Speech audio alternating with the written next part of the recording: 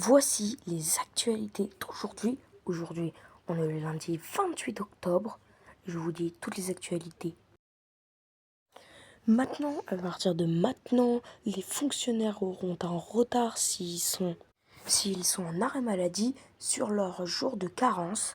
Effectivement, la carence veut dire que quand on est en arrêt maladie, la sécurité sociale nous rembourse un jour après avoir été en arrêt maladie ou avoir repris le travail. Elle est remboursée son salaire de quand il n'était pas là à 100%.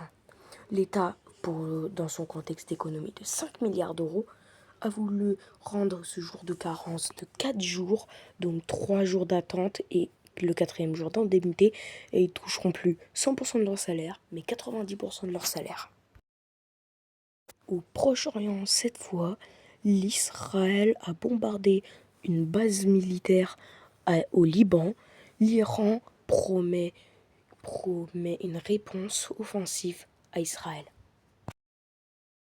Les parents du petit Santiago ont accepté de rentrer en France et de discuter avec la justice française. Ils seront entendus devant le tribunal, devant un des tribunaux très bientôt.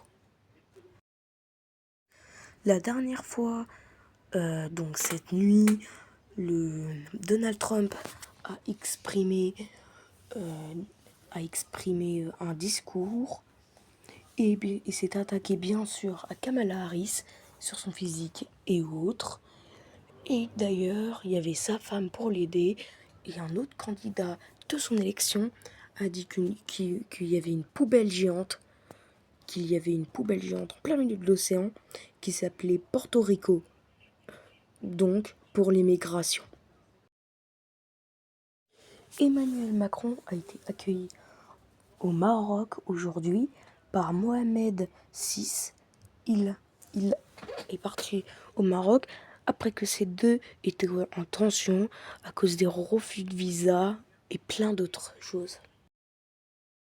Maintenant, pour le flashback, le 28 octobre 1999, un incendie dans une rame de métro bondée de voyageurs fait 337 morts à Bakou, capitale de la République d'Azerbaïdjan. 2 jours plus tard, les autorités du pays déclareront que la catastrophe est due à un attentat. Merci beaucoup, désolé pour le retard, et à demain pour de nouvelles actualités du jour.